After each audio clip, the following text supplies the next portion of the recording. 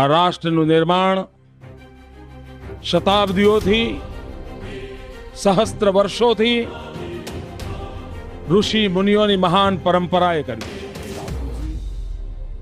हजारों लाखों नहीं परंतु करोड़ों करोड़ों अनुयायियों की પૂજ્ય બાપુના આશીર્વાદથી જે જગ્યાએ મને કામ કરવાની જવાબદારી મળી છે, સંતોની શિક્ષાને કારણે, દીક્ષાને કારણે, આધ્યાત્મિક જીવન પ્રત્યે આદર હોવાને કારણે મને જે જવાબદારી મળી છે, હું પૂજ્ય બાપુના ચરણોમાં નતમસ્તક થઈને કહું છું कि आपना आशीर्वाद में सामर्थ्य है. आध्यात्मिकता के ऊपर कुठाराघात करके आप कुछ पर्सनली बापूजी के साथ द्वेष रखते, अपने द्वेष से अपने आप को पीड़ित करके अगर आप इस तरह का कोई एक्शन लेते हैं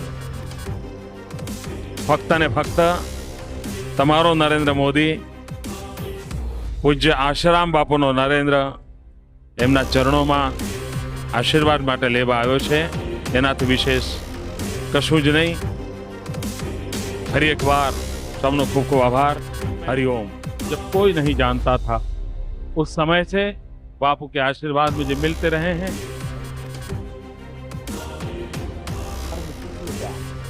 आसाराम बापू के लिए करने के लिए तैयार है.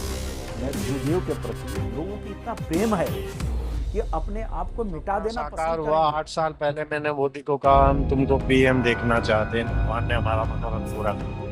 जिन लोगों की बापू के प्रति आस्था है, क्या उनके साथ खिलवाड़ नहीं हुआ?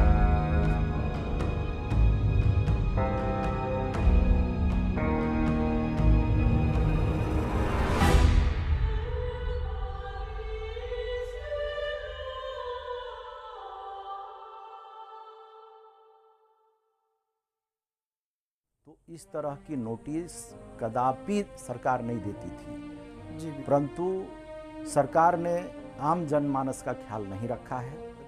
सरकार कुंठित हो रहा है.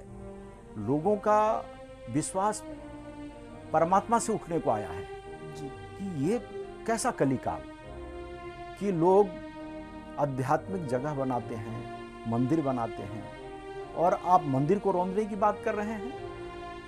ये कदापि सहनीय नहीं है. जो सरकार हिंदुत्व की बात करती है और हिंदुत्व के ऊपर ही कुठाराघात गवर्नमेंट किसी भी तरह की जोर जबरदस्ती करती है तो जोर जबरदस्ती होने देना नहीं है. आम जनमानस को जागरूक होना होगा और लड़ाई के लिए तैयार होना होगा. आध्यात्मिकता के ऊपर कुठाराघात करके आप कुछ पर्सनली बापूजी के साथ द्वेष रख के अपने द्वेष से अपने आप को पीड़ित करके अगर आप इस तरह का कोई रिएक्शन लेते हैं तो न्याय उचित नहीं होगा. बापूजी हजारों लाखों नहीं परंतु करोड़ों करोड़ों अनुयायियों के आस्था के केंद्र हैं. तो जिन लोगों की बापू के प्रति आस्था है, क्या उनके साथ खिलवाड़ नहीं होगा? जी, हो रहा है. उनके बारे में सरकार को नहीं सोचना चाहिए? सरकार हमारा माई बाप है जी, तो हम रोवे तड़पे तो किसके पास? हमारी व्यथा को सरकार को सोचनी होगी जी, हमारे तड़प को सरकार को महसूस करनी होगी. आखिर ऐसा क्यों? आसाराम बापू के लिए कटने के लिए तैयार है. मैं तो गुरुदेव के प्रति लोगों की इतना प्रेम है कि अपने आप को मिटा देना पसंद करेंगे, लेकिन ऐसे अन्याय जो हो रहा है उस अन्याय को कभी भी स्वीकार. मंदिर के लिए सरकार बोलती है कि हम 500 वर्ष की लड़ाई लड़े, लेकिन क्यों लड़े? मंदिर तो कहीं भी बन सकती थी, लेकिन लोगों की भावना जुड़ी हुई थी. उस भावना के लिए लड़ाई लड़ी सरकार जी. तो आज ऐसा भ्रमित क्यों हो रही है सरकार? सरकार को इस बारे में विचार लेना चाहिए, पुनः विचार करना चाहिए. और अगर सरकार अपनी मति गति को उपयोग नहीं कर सकती है तो बहुत से हमारे यहाँ आचार्य हैं, साधु हैं, संत हैं, उनसे सलाह ले और क्या करना चाहिए उनसे विचार करके फिर डिसीजन हुआ है. नियम भंग हुआ होता था तो हमारे जो बड़े बड़े गणमान्य नेता लोग हैं वो आंखों में पट्टी बांध देते थे जब वो आश्रम में माथा टेकने आते थे, गुरुदेव के चरणों में आके शीश नवाते थे, तब उनके आंखों में पट्टी बंधी थी, तब नियम भंग नहीं हो रहा था। नियम भंग क्या हुआ बताएं तो? कि बोले नहीं ये बापू की तरफ से सेवा चलती है, लेकिन लोग दुरुपयोग ना करें करके थोड़ा बहुत लेते हैं लोगों से। भाई 10 में से कोई आ गए तो 2-4 लोग अगर कैपेबल हैं तो देवें, नहीं तो हम तो सेवा ही करते हैं। पैसा भी नहीं लिए, 3 डोज खाने के लिए बोले उन्होंने, 3 डोज खिलाया और तीसरे दिन उनके पास आया, एवरीथिंग ओके आया।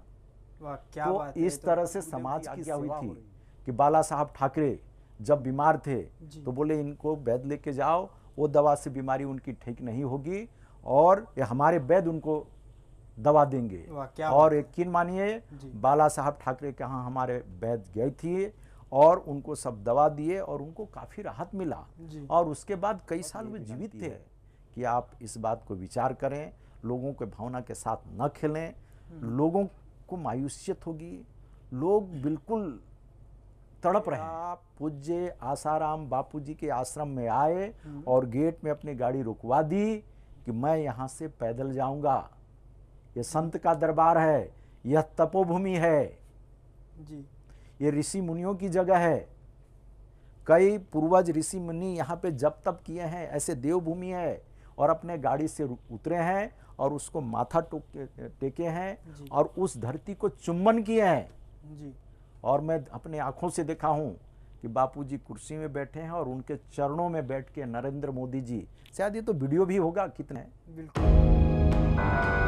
आशाराम बापू के सानिध्य में पूरे देश से एक साधक के स्वरूप में पूज्य बापू के चरणों में आकर के बैठे हैं। मुझे श्रद्धा है कि गुजरात की इस पवित्र धरती से, साबरमती के इस किनारे से, आशाराम बापू जी के आशीर्वाद से न सिर्फ आशा लेके जाएंगे, उमंग भी लेके जाएंगे। गुजराती क्यों भाई, वहां पे तो यूपी तो देवभूमि बोला गया है। बिल्कुल बिल्कुल, यूपी में अपना काशी है, अयोध्या है, मथुरा है। बिल्कुल बिल्कुल जी। और मुझे लगता है आम जनमानस को इससे कोई फर्क नहीं पड़ेगा जी। लेकिन आप व्यक्ति विशेष की आकांक्षा को महत्व देंगे तो फर्क जरूर पड़ेगा। वो सिर्फ आसाराम बापू की तपस्थली नहीं है, सतयुग त्रेता के कोई जावल ऋषि हुए हैं जी जी, जो आज हमारे धर्म के रीढ़ माने जाते हैं, जावल ऋषि जी। बिल्कुल, उन ऋषि का भी वहाँ पे तपोभूमि रहा है। अच्छा, वहीं पे? बिल्कुल बिल्कुल। उस टाइम में जब आश्रम बन रहा था तो मुझे कई लोगों ने बताया कि जब आश्रम बन रहा था तो इतना यज्ञ हुआ था कि कई ट्रकें भर भर के यज्ञ की राख वहाँ से निकली थी। तो इन सब बातों को ध्यान देना चाहिए। मैं तो यही बोलूँगा, अगर सरकार मनमानी करती है तो ये देश हित में, समाज हित में, जनहित में बिल्कुल नहीं होगा। उनसा उगदा जो हो नहीं सकता, इंसान चाहे तो क्या कर नहीं सकता। बिल्कुल, एक छोटा सा कीड़ा जी पत्थर में घर करे तो तुम क्या नहीं कर सकते। वाह।